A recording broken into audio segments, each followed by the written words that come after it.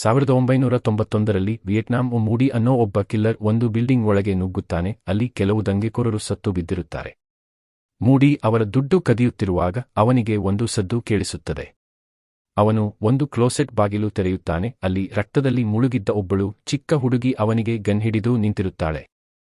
ಮೂಡಿ ಆ ಹುಡುಗಿಯ ಗನ್ ಕಸಿದುಕೊಳ್ಳುತ್ತಾನೆ. ಆದರೆ ಅವಳ ಬಳಿ ಬ್ಯಾಕಪ್ಗೆ ಇನ್ನೊಂದು ಗನ್ ಇರುತ್ತದೆ. ತಾನು ಏನು ಮಾಡಲ್ಲ ಅಂತ ತೋರಿಸಿ ಆ ಹುಡುಗಿಯನ್ನು ತನ್ನ ಜೊತೆ ಕರೆದುಕೊಂಡು ಹೋಗುತ್ತಾನೆ. 30 ವರ್ಷದ ನಂತರ ಬುಕಾರೆಸ್ಟ್ನಲ್ಲಿ ವಾಲಿ ಅನ್ನೋ ಒಬ್ಬ ಮಾಬ್ಸ್ಟರ್ ಕಿಡ್ನಾಪ್ ಆಗಿರುತ್ತಾನೆ. ಮೊದಲಿನ ಆ ಹುಡುಗಿ, ಈಗ ಅನ್ನಾ ಅನ್ನೋ ಯುವತಿ, ಸುಲಿಗೆ ದುಡ್ಡಿಗಾಗಿ ವಾಲಿಯನ್ನು ಅವನ ಗೂಂಡಾಗಳ ಬಳಿ ಕರೆತರುತ್ತಾಳೆ. ಗೂಂಡಾಗಳು ಅನ್ನಾಳನ್ನು ವಾಲಿಯ ಅಪ್ಪ ಮಾಬ್ ಬಾಸ್ ಡಾನ್ ಪ್ರೆಡಾ ಹತ್ತಿರ ಕರೆದುಕೊಂಡು ಹೋಗುತ್ತಾರೆ. ಡಾನ್ ಪ್ರೆಡಾ ಅವಳ ಹೊಟ್ಟೆಗೆ ಗುದ್ದಿ ಸುಮ್ಮನೆ ಬಿಡಲ್ಲ ಅಂತ ಬೆದರಿಕೆ ಹಾಕುತ್ತಾನೆ. ಆದರೆ ಅವಳು ತನಗೆ ದುಡ್ಡು ಬೇಕಾಗಿರಲಿಲ್ಲ, ಯಾವಾಗಲೂ ಡಾನ್ ಪ್ರೆಡಾನೇ ನಮ್ಮ ಟಾರ್ಗೆಟ್ ಆಗಿದ್ದ ಅಂತ ಹೇಳುತ್ತಾಳೆ. ಅನ್ನಾ ಅವನ ಕುತ್ತಿಗೆಗೆ ಚುಚ್ಚಿ ಅವನ 2 ಗಾರ್ಡ್ಗಳನ್ನು ಕೊಂದು ಎಸ್ಕೇಪ್ ಆಗುತ್ತಾಳೆ.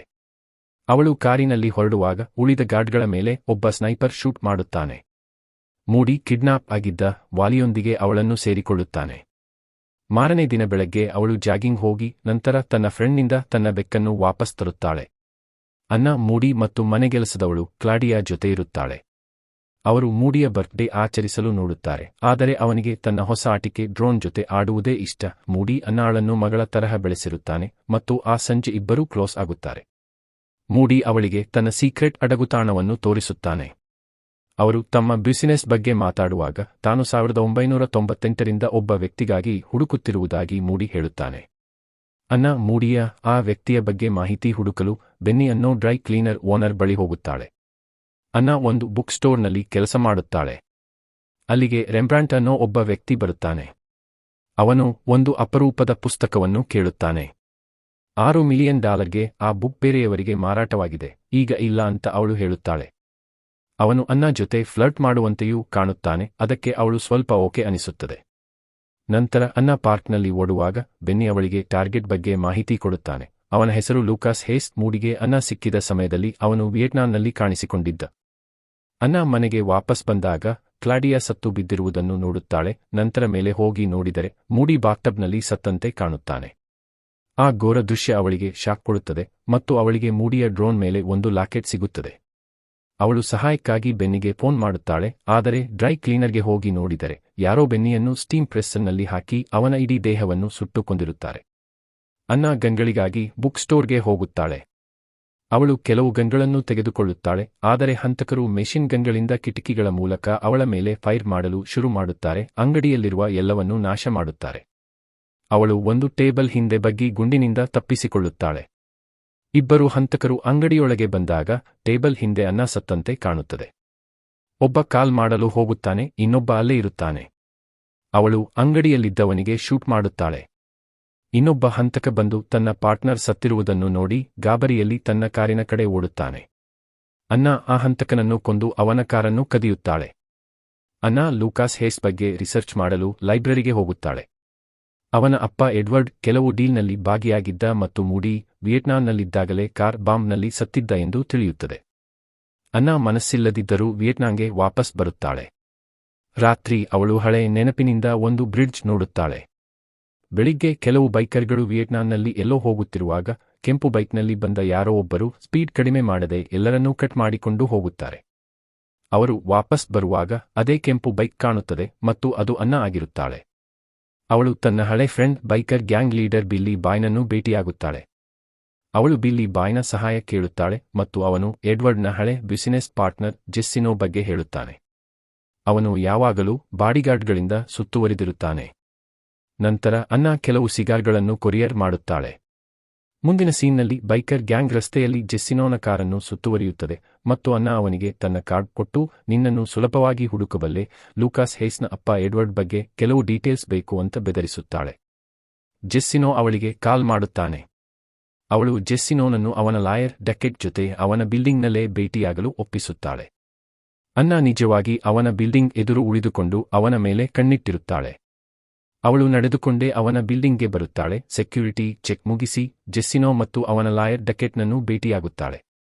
ಜೆಸ್ಸಿನೋ ಹೇಳುತ್ತಾನೆ. ಎಡ್ವರ್ಡ್ ಒಂದು ಮೈನಿಂಗ್ ಕಂಪನಿಯಲ್ಲಿ ತನ್ನ ಪಾರ್ಟ್ನರ್ ಆಗಿದ್ದ ಮತ್ತು 30 ವರ್ಷಗಳ ಹಿಂದೆ ಒಂದು ಆಕ್ಸಿಡೆಂಟ್ನಲ್ಲಿ ಸತ್ತ. ಜೆಸ್ಸಿನೋ ಎಡ್ವರ್ಡ್ ಅಥವಾ ಲೂಕಾಸ್ ಬಗ್ಗೆ ಅನ್ನಾಗೆ ಬೇಕಾದ ಮಾಹಿತಿ ಹೇಳುವ ಮೊದಲೇ ಡಕೆಟ್ ಜೆಸ್ಸಿನೋನ ತಲೆಗೆ ಶೂಟ್ ಮಾಡುತ್ತಾನೆ. ಇನ್ನು ಗನ್ಮ್ಯಾನ್ಗಳು ಬರುತ್ತಾರೆ. ಡಕೆಟ್, ನೀನು ಯಾಕೆ ಲೂಕಾಸ್ ಹೇಸ್ ಬಗ್ಗೆ ಕೇಳ್ತಿದ್ದೀಯಾ? ನಿನ್ನನ್ನು ಯಾರು ಕಳಿಸಿದ್ದು ಅಂತ ಕೇಳ್ತಾನೆ. ಅನ್ನ ಸಿಗಾರ್ ಬಾಕ್ಸ್ನಲ್ಲಿದ್ದ ಚಾಕು ತೆಗೆದು ಡಕೆಟ್ನ ಮುಖಕ್ಕೆ ಗೀರಿ ಕೆಲವು ಬಾಡಿಗಾರ್ಡ್ಗಳನ್ನು ಶೂಟ್ ಮಾಡುತ್ತಾಳೆ. ನಂತರ ಅವಳು ತಪ್ಪಿಸಿಕೊಳ್ಳಲು ವೆಂಟ್ಗಳ ಒಳಗೆ ಹತ್ತುತ್ತಾಳೆ. ಎಲ್ಲರೂ ವೆಂಟ್ಗಳ ಕಡೆಗೆ ಕುರುಡಾಗಿ ಫೈರ್ ಮಾಡುತ್ತಾರೆ. ಅವಳು ವೆಂಟ್ಗಳಲ್ಲಿರುವ ಫೈರ್ ಸ್ಪ್ರಿಂಕ್ಲರ್ ಆನ್ ಮಾಡುತ್ತಾಳೆ. ನೀರಿನಲ್ಲಿ ನೆನೆಯುತ್ತಿರುವಾಗ ಅವರು ಮತ್ತೆ ಕುರುಡಾಗಿ ಶೂಟ್ ಮಾಡುತ್ತಾರೆ. ಆ ಗದ್ದಲದಲ್ಲಿ ಅವಳು ಡಕೆಟ್ನನ್ನು ಗನ್ ಪಾಯಿಂಟ್ನಲ್ಲಿ ಹಿಡಿಯುತ್ತಾಳೆ. ಎಲ್ಲರೂ ಗನ್ ಕೆಳಗಿಟ್ಟ ಮೇಲೆ ಅವಳು ಓಡಿಹೋಗುತ್ತಾಳೆ. ಬಾಡಿಗಾರ್ಡ್ಗಳು ಅವಳನ್ನು ಹಿಂಬಾಲಿಸಲು ನೋಡುತ್ತಾರೆ, ಆದರೆ ಅವಳು ಒಂದು ಕರೆಂಟ್ ವೈರ್ ಅನ್ನು ನೀರಿಗೆ ಎಸೆಯುತ್ತಾಳೆ. ಅದರಿಂದ ಕೆಲವರಿಗೆ ಶಾಕ್ ಹೊಡೆಯುತ್ತದೆ. ಅವಳು ಬೇರೆ ಬಾಡಿಗಾರ್ಡ್ಗಳನ್ನು ಶೂಟ್ ಮಾಡುತ್ತಾಳೆ. ಅವಳು ಬಿಲ್ಡಿಂಗ್ನಿಂದ ಹೊರಬರುತ್ತಾಳೆ, ಆದರೆ ಒಂದು ಕಾರು ಗುದ್ದಿ ಡಕೆಟ್ ಮತ್ತು ಅವನ ಜನರಿಂದ ಸೆರೆ ಸಿಕ್ಕಿಹಾಕಿಕೊಳ್ಳುತ್ತಾಳೆ. ವಿಲನ್ಗಳು ಅನ್ನಾಳನ್ನು ವಿಚಾರಣೆ ಮಾಡಲು ತಮ್ಮ ವಶಕ್ಕೆ ತೆಗೆದುಕೊಳ್ಳುತ್ತಾರೆ. ಅವಳನ್ನು ಚಿತ್ರಹಿಂಸೆ ಮಾಡಿ ಬಂಧಿಸಿರುತ್ತಾರೆ. ಆಗ ರೆಂಬ್ರಾಂಟ್ ಬಂದು ಈ ವಿಷಯದಲ್ಲಿ ತನ್ನ ಪಾತ್ರವನ್ನು ಹೇಳುತ್ತಾನೆ. ಅವನು ಮತ್ತು ಡಕೆಟ್ ಒಂದೇ ವ್ಯಕ್ತಿಗೆ ಕೆಲಸ ಮಾಡುತ್ತಾರೆ, ಆದರೆ ಅವನು ಅನ್ನಾಳನ್ನು ಹಿಡಿಯಲು ಡಕೆಟ್ನಷ್ಟು ಕ್ರೂರವಾಗಿರಲಿಲ್ಲ. ಅವನು, ನಿನ್ನ ಫ್ರೆಂಡ್ ಮೂಡಿಯ ಬಗ್ಗೆ ಬೇಜಾರಾಯಿತು, ನಿನ್ನನ್ನು ಉಳಿಸಲು ಯಾರೂ ಬರುವುದಿಲ್ಲ, ಅದಕ್ಕೆ ಮಾಹಿತಿ ಕೊಟ್ಟು ಸಹಕರಿಸು ಅಂತ ಹೇಳುತ್ತಾನೆ. ರೆಂಬ್ರಾಂಟ್ ಹೋದ ಮೇಲೆ ಗೂಂಡಾಗಳು ಬಂದು ಅನ್ನಾಳಿಗೆ ಇನ್ನೂ ಹೆಚ್ಚು ಹೊಡೆಯುತ್ತಾರೆ. ಅವರು ಬೆಡ್ಶೀಟ್ನಿಂದ ಅವಳನ್ನು ನೇಣು ಹಾಕಲು ಪ್ರಯತ್ನಿಸುತ್ತಾರೆ, ಆದರೆ ಅವಳು ಅವರ ಮೇಲೆ ಹಿಡಿತ ಸಾಧಿಸಿ ಎಲ್ಲರನ್ನೂ ಕೊಂದು ಎಸ್ಕೇಪ್ ಆಗುತ್ತಾಳೆ. ಅವಳು ರಕ್ಷಣೆಗಾಗಿ ಬಿಲ್ಲಿಯ ಅಡಗುತಾಣಕ್ಕೆ ಹೋಗುತ್ತಾಳೆ. ಅನ್ನ ಬಿಲ್ಲಿಗೆ ಹೇಳುತ್ತಾಳೆ, ಮೂಡಿ ನನ್ನ ಪ್ರಾಣ ಉಳಿಸಿದ್ದಲ್ಲದೆ ಒಂದು ಒಳ್ಳೆ ಜೀವನ ಕೊಟ್ಟಿದ್ದಾನೆ. ಅವನನ್ನು ಕೊಂದವರನ್ನು ಮುಗಿಸಲು ನಾನು ಎಲ್ಲಿಗೂ ಹೋಗುತ್ತೇನೆ. ಲೂಕಾಸ್ ಹೇಸ್ನ ಕೊನೆಯ ಲೊಕೇಶನ್ ಒಂದು ಆಸ್ಪತ್ರೆ ಎಂದು ಅನ್ನಾಗೆ ತಿಳಿಯುತ್ತದೆ. ಆಸ್ಪತ್ರೆಗೆ ಹೋಗುವ ದಾರಿಯಲ್ಲಿ ಒಂದು ಸಣ್ಣ ದೋಣಿಯಲ್ಲಿ ಹೋಗುವಾಗ ಅವಳಿಗೆ ತನ್ನ ಬಾಲ್ಯ ನೆನಪಾಗುತ್ತದೆ. ಬಿಲ್ಲಿ ಅನ್ನಾಗೆ ಕಾಲ್ ಮಾಡಿ ಲೂಕಾಸ್ ಅಡ್ಮಿಟ್ ಆಗಿದ್ದ ಆಸ್ಪತ್ರೆಯನ್ನು ಹುಡುಕಲು ಸಹಾಯ ಮಾಡುತ್ತಾನೆ. ಅವಳು ಅಲ್ಲಿ ಕೆಲಸ ಮಾಡುವ ಒಬ್ಬ ನನ್ನ ಜೊತೆ ಮಾತನಾಡಿ ಲೂಕಾಸ್ನನ್ನು ಹುಡುಕುತ್ತಾಳೆ. ಅವನು ಈಗ ದೊಡ್ಡವನಾಗಿದ್ದು ಹೆಚ್ಚು ಚಲಿಸುವುದಿಲ್ಲ, ಮಾತನಾಡುವುದಿಲ್ಲ. ರೆಂಬ್ರಾಂಟನ್ನಾಗೆ ಕಾಲ್ ಮಾಡುತ್ತಾನೆ. ಅನ್ನ ಆಸ್ಪತ್ರೆಗೆ ಹೋಗಿದ್ದು ಅವನಿಗೆ ಗೊತ್ತಿರುತ್ತದೆ ಮತ್ತು ಅವಳೊಂದಿಗೆ ಒಂದು ಡಿನ್ನರ್ಗೆ ಅರೇಂಜ್ ಮಾಡುತ್ತಾನೆ. ಅವನ ಬಾಸ್ ಬೇರೆ ಯಾರೂ ಅಲ್ಲ, ಜೀವಂತವಾಗಿರುವ ಎಡ್ವರ್ಡ್ ಎಂದು ಗೊತ್ತಾಗುತ್ತದೆ.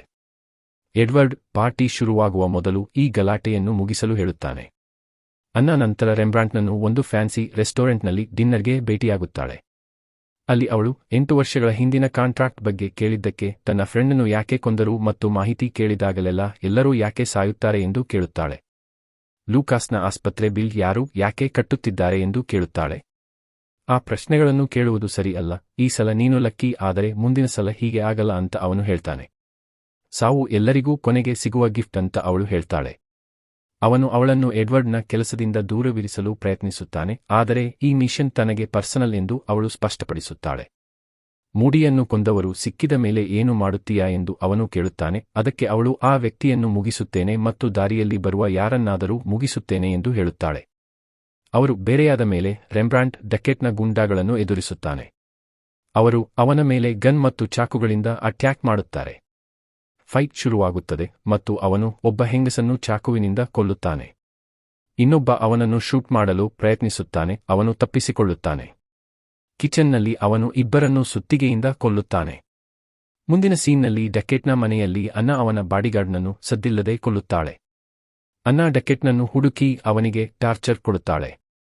ರೆಂಬ್ರಾಂಟ್ ಡಕೆಟ್ನ ಮನೆಗೆ ಬಂದಾಗ ಅವನು ಸೀಲಿಂಗ್ನಿಂದ ನೇಣು ಹಾಕಿಕೊಂಡಿರುವುದನ್ನು ನೋಡುತ್ತಾನೆ. ರೆಂಬ್ರಾಂಟ್ಗೆ ಅನ್ನಾಳಿಂದ ಕಾಲ್ ಬರುತ್ತದೆ.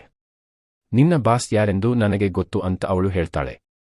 ಅವನು, ನಾನು ನಿನ್ನನ್ನು ಬೇಗ ಭೇಟಿಯಾಗುತ್ತೇನೆ ಅಂತ ಹೇಳ್ತಾನೆ. ಅವಳು ಒಪ್ಪುತ್ತಾಳೆ. ಅವನಿಗೆ ಗುಂಡಿನ ಸದ್ದು ಕೇಳಿಸುತ್ತದೆ, ಅದು ಅನ್ನ. ಅವರ ನಡುವೆ ಫೈಟ್ ಶುರುವಾಗುತ್ತದೆ, ಮೊದಲು ಗನ್ಗಳಿಂದ, ನಂತರ ಚಾಕುಗಳಿಂದ. ಅನ್ನ ಅವನನ್ನು ಕೊಲ್ಲಲು ಪ್ರಯತ್ನಿಸುತ್ತಾಳೆ, ಆದರೆ ಕೊನೆಗೆ ಅವರು ಸೆಕ್ಸ್ ಮಾಡುತ್ತಾರೆ. ಆದರೂ ತಾನು ತನ್ನ ಮಿಷನ್ ಪೂರ್ತಿ ಮಾಡುತ್ತೇನೆ ಎಂದು ಅವಳು ರೆಂಬ್ರಾಂಟ್ಗೆ ಹೇಳುತ್ತಾಳೆ. ಹೊರಗೆ ಹೋಗುವಾಗ ಅನ್ನಾಳ ಮೇಲೆ ಎಡ್ವರ್ಡ್ನ ಗೂಂಡಾಗಳೊಬ್ಬನು ಅಟ್ಯಾಕ್ ಮಾಡುತ್ತಾನೆ, ಆದರೆ ಆ ಗನ್ಮ್ಯಾನ್ನನ್ನು ಇನ್ನೊಬ್ಬ ಗನ್ಮ್ಯಾನ್ ಕೊಲ್ಲುತ್ತಾನೆ, ಅದು ಜೀವಂತವಾಗಿರುವ ಮೂಡಿ. ಅವನು ಅನ್ನಾಳನ್ನು ಕರೆದುಕೊಂಡು ಹೋಗಿ ಅವಳ ಗಾಯಗಳಿಗೆ ಆರೈಕೆ ಮಾಡುತ್ತಾನೆ. ಮೂಡಿ ತಾನು ಸತ್ತಂತೆ ನಟಿಸಿದ್ದನ್ನು ಹೇಳುತ್ತಾನೆ. ಒಬ್ಬ ಹಿಟ್ಮ್ಯಾನ್ನ ಮುಖವನ್ನು ಸ್ಫೋಟಿಸಿ ಅದು ತಾನೇ ಎಂದು ಅಧಿಕಾರಿಗಳನ್ನು ನಂಬಿಸಿರುತ್ತಾನೆ. ಅವನು ಮತ್ತು ಅನ್ನ ಮತ್ತೆ ಬಿಲ್ಲಿಯನ್ನು ಭೇಟಿಯಾಗಿ ಎಡ್ವರ್ಡ್ ಮತ್ತು ರೆಂಬ್ರಾಂಟ್ನನ್ನು ಮುಗಿಸಲು ಪ್ಲಾನ್ ಮಾಡುತ್ತಾರೆ. ಎಡ್ವರ್ಡ್ ಎಕ್ಸ್ಟ್ರಾ ಟೈಟ್ ಸೆಕ್ಯೂರಿಟಿಯೊಂದಿಗೆ ಒಂದು ಪಾರ್ಟಿ ಇಟ್ಟಿರುತ್ತಾನೆ, ಜೊತೆಗೆ ಎಕ್ಸ್ಟ್ರಾ ಗಾರ್ಡ್ಸ್ ಮತ್ತು ಸಾಕಷ್ಟು ಸೆಕ್ಯೂರಿಟಿ ನಾಯಿಗಳಿರುತ್ತವೆ. ಅವರು ಕಣ್ಣಿಡಲು ಡ್ರೋನ್ಗಳನ್ನು ಬಳಸುತ್ತಾರೆ. ಸಂಜೆ ಪಾರ್ಟಿ ಶುರುವಾಗುತ್ತದೆ. ರೆಂಬ್ರಾಂಡ್ ಕೂಡ ಅಲ್ಲಿದ್ದು ವಾತಾವರಣದಲ್ಲಿ ಟೆನ್ಷನ್ ಇರುತ್ತದೆ. ಅನ್ನಾ ವೇಟ್ರೆಸ್ ವೇಷದಲ್ಲಿ ಪಾರ್ಟಿಯೊಳಗೆ ಹೋಗುತ್ತಾಳೆ.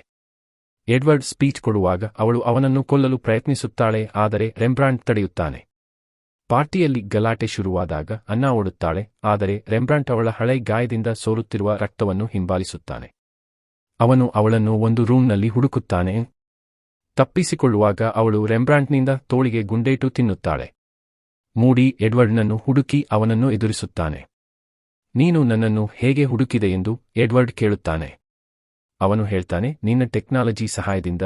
ಮೂಡಿ ತಾನು ಯಾಕೆ ಸತ್ತಂತೆ ನಟಿಸಿದೆ ಎಂದು ಹೇಳ್ತಾನೆ. ಪಬ್ಲಿಕ್ನಲ್ಲಿ ನಿನಗೆ ಕ್ಲೀನ್ ಇಮೇಜ್ ಇದೆ, ಆದರೆ ಸೀಕ್ರೆಟ್ ಆಗಿ ನೀನು ಹ್ಯೂಮನ್ ಟ್ರಾಫಿಕಿಂಗ್, ಆರ್ಮ್ಸ್ ಸ್ಮಗ್ಲಿಂಗ್ ಮತ್ತು ಎಲ್ಲಾ ಕ್ರೈಮ್ ಮಾಡ್ತಿದ್ದೀಯಾ. ಲೂಕಾಸ್ನನ್ನು ಕಾಪಾಡಲು ನಾನು ಯಾಕೆ ನನ್ನ ನಕಲಿ ಸಾವಿನ ಪ್ಲಾನ್ ಮಾಡಬೇಕಾಯ್ತು ಅಂತ ಈಗ ಗೊತ್ತಾಯ್ತು ಎಂದು ಎಡ್ವರ್ಡ್ ಹೇಳುತ್ತಾನೆ.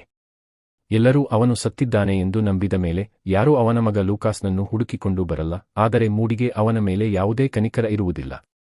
ರೆಂಬ್ರಾಂಟನ್ನಾಳನ್ನು ಮೂಲೆಗೆ ತಳ್ಳಿದಾಗ ಎಡ್ವರ್ಡ್ ಮೂಡಿಗೆ ತಾನು ಅವನಂತೆಯೇ ಎಂದು ಹೇಳುತ್ತಾನೆ, ಆದರೆ ಮೂಡಿ ಹೇಳುತ್ತಾನೆ, ಎರಡು ತರಹದ ಜನರಿದ್ದಾರೆ, ಕೆಟ್ಟವರು ಮತ್ತು ದುಷ್ಟರು. ಕೆಟ್ಟವರಿಗೆ ತಾವು ಮಾಡುವುದು ತಪ್ಪು ಅಂತ ಗೊತ್ತಿರುತ್ತದೆ, ಆದರೆ ಅವರು ತಮ್ಮ ಕೆಲಸವನ್ನು ಸರಿ ಎಂದು ಸಮರ್ಥಿಸುವುದಿಲ್ಲ, ನನ್ನ ಹಾಗೆ. ದುಷ್ಟರು ನಿನ್ನ ಹಾಗೆ ಎಲ್ಲವನ್ನೂ ಸಮರ್ಥಿಸುತ್ತಾರೆ ಮತ್ತು ಅವರಿಗೆ ಪಶ್ಚಾತ್ತಾಪ ಅಥವಾ ಕನಿಕರ ಇರುವುದಿಲ್ಲ. ನೀನು ಇಲ್ಲಿಂದ ಜೀವಂತವಾಗಿ ಹೋಗಲ್ಲ ಅಂತ ಎಡ್ವರ್ಡ್ ಹೇಳುತ್ತಾನೆ, ಆದರೆ ಮೂಡಿ ತನ್ನನ್ನು ಮತ್ತು ಎಡ್ವರ್ಡ್ನನ್ನು ಸ್ಫೋಟಿಸಲು ಒಂದು ಬಾಂಬ್ ಸಿಡಿಸುತ್ತಾನೆ. ಅನ್ನಾ ರೆಂಬ್ರಾಂಟ್ನಿಂದ ತಪ್ಪಿಸಿಕೊಳ್ಳುತ್ತಾಳೆ ಮತ್ತು ಅವನು ಮತ್ತೆ ಅವಳನ್ನು ಹುಡುಕುತ್ತಾನೆ. ಒಂದು ಫ್ಲ್ಯಾಶ್ಬ್ಯಾಕ್ ಆ ರಾತ್ರಿಯನ್ನು ತೋರಿಸುತ್ತದೆ. ಅನ್ನಾ ನೋಡುತ್ತಿರುವಾಗಲೇ ದಂಗೆಕೋರರು ಅವಳ ತಾಯಿಯ ತಲೆ ಕಡಿದು ನಂತರ ಅವಳ ಅಕ್ಕತಂಗಿಯರು ಮತ್ತು ಅಪ್ಪನನ್ನು ಶೂಟ್ ಮಾಡುತ್ತಾರೆ. ಅವರು ಅನ್ನಾಳನ್ನು ತಮ್ಮ ಅಡಗುತಾಣಕ್ಕೆ ಕರೆದೊಯ್ಯುತ್ತಾರೆ. ಅಲ್ಲಿ ಅವರ ಲೀಡರ್ ಅವಳ ಮುಂದೆ ಒಂದು ಪಿಸ್ತೂಲನ್ನು ಜೋಡಿಸುತ್ತಾನೆ ಮತ್ತು ಅವಳು ಆ ಸ್ಟೆಪ್ಸ್ ನೆನಪಿಟ್ಟುಕೊಳ್ಳುತ್ತಾಳೆ. ಆ ವ್ಯಕ್ತಿ ಹೋದ ಮೇಲೆ ಅನ್ನಾ ಇನ್ನೊಂದು ಪಿಸ್ತೂಲನ್ನು ಜೋಡಿಸಿ ಒಬ್ಬೊಬ್ಬರಾಗಿ ಎಲ್ಲರನ್ನೂ ಕೊಲ್ಲುತ್ತಾಳೆ. ರೆಂಬ್ರಾಂಟ್ ಅನ್ನಾಳನ್ನು ಒಂದು ಬಿಲ್ಡಿಂಗ್ನಲ್ಲಿ ಹುಡುಕುತ್ತಾನೆ, ಅಲ್ಲಿ ಅವರು ಒಬ್ಬರಿಗೊಬ್ಬರು ಗನ್ ಹಿಡಿಯುತ್ತಾರೆ. ಇದು ಕೆಟ್ಟದಾಗಿ ಮುಗಿಯಬೇಕಾಗಿಲ್ಲ ಅಂತ ಅವನು ಹೇಳ್ತಾನೆ, ಆದರೆ ಅವಳು ನಾವೆಲ್ಲರೂ ನಮ್ಮ ಪಾಪಗಳಿಗೆ ಬೆಲೆ ತೆರಲೇಬೇಕು ಅಂತ ಹೇಳುತ್ತಾಳೆ. ಹೊರಗಿನ ದೃಶ್ಯಕ್ಕೆ ಕಟ್. ಅಲ್ಲಿ 2 ಗುಂಡಿನ ಸದ್ದು ಕೇಳಿಸುತ್ತದೆ. ನಂತರ ಅನ್ನಾ ಬಿಲ್ಡಿಂಗ್ನಿಂದ ಹೊರಗೆ ಬರುತ್ತಾಳೆ. ಸಿನಿಮಾ ಇಲ್ಲಿಗೆ ಮುಗಿಯುತ್ತದೆ. Please like and subscribe.